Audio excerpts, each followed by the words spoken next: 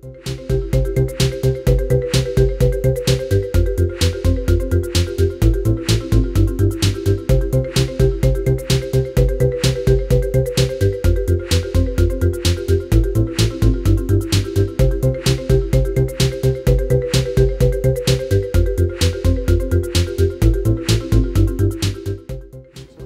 Joe Cothrell. I'm Chief Community Officer at Lithium Technologies.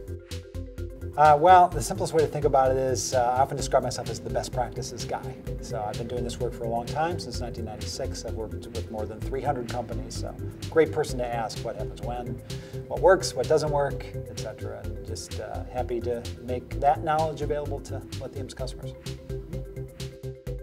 For most companies today, communities is a plural rather than a singular. Communities on their website are often more than one. Communities now include elements out on the social web. What we call the customer network is really a collection of places where customers are collecting, interacting, exchanging information, and getting value every single day. The role of the community on the website today, in some ways is similar to its historical role. It is a home for advocates and a gathering place for those people who feel the strongest association with the company, with the products, have the most knowledge. It's one of the things that the community on the website does uniquely well, which is be a welcoming place to gather those people who are the most valuable members of your community. It is. It hasn't really lost any of the essential elements that it's had for years. So it still matters that the community manager is that public face of the community, the operational owner of the community, not participating on a daily basis in the community, but really kind of demonstrating that someone owns this thing, that this isn't simply an interaction with technologies, it's an interaction with peers and the organization through its representative, the community manager. But I think because communities have become so much more embedded in the business, community managers today have to be much more business people than they ever were. And maybe the place that's most noticeable today is in the area of metrics. Well, I think the first thing that a community manager needs to do to be effective in the next 12 months is to really understand, first and foremost, the tool set that they have available to them. It always surprises me when I sit down with a community manager that there are many things in their platform, in the Lithium platform particularly, that they just haven't discovered yet.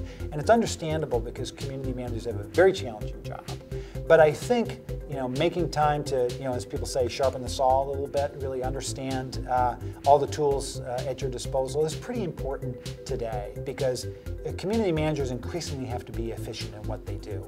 And anything that they're doing today that could be made easier or more effective or just do better with technology is something that they need to figure out pretty quickly. So I'd recommend that there's definitely, it's time to take a look at that toolkit. Yeah, no, that's a great question. How do communities change as they mature? Because, if you think about it, communities have not been around all that long. And so communities that are 5 years old or 7 years old or 10 years old, in general, as an industry, we know much less about than we know about communities that are a year old or 2 years old. And so community managers who are in mature communities many times are kind of plowing new ground, and so have to learn some things themselves.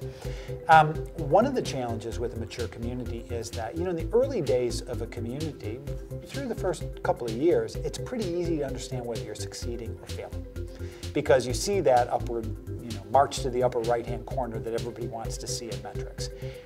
It's much subtler in a mature community. The curves are not as dramatic. It's not as abundantly clear to anybody who looks at those metrics whether you're succeeding or not. That's one of the reasons why we introduced Kai, because it's just a more sophisticated way of understanding. Some people think any big community is healthy. Not so.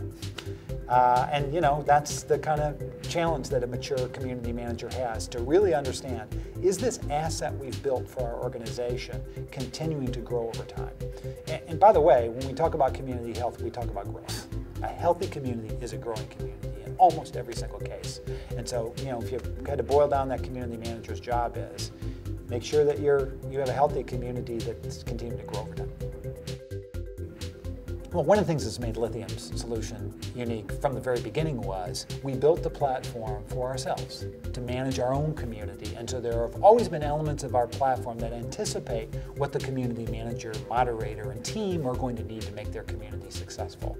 And we've simply built on that over the years. I mean, things that we're introducing this year, like the Engagement Center, the Scout Labs listening component of our solution, are all tools that people need, not just to gather people together and let them talk, but to use this as a business tool, to report, to measure, to make database decisions. And so I think we're building on a base that's always been present, and we're working hard to make sure that we're the platform that it best enables business people to use communities to drive business value.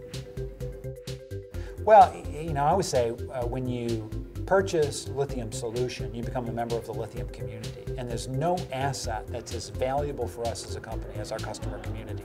They learn a lot from each other. We do learn a lot from them. Our customers include some of the biggest companies in the world and some of the most innovative companies in the world. So I come to learn. I understand that we can only stay ahead if we're learning as fast as our customers are. And so it's not so much about what we know at any given point in time. It's our capacity to identify problems, listen to our customer, and come up with new solutions to those problems. That's what our customers have to do. It's what we have to do as an organization to be successful.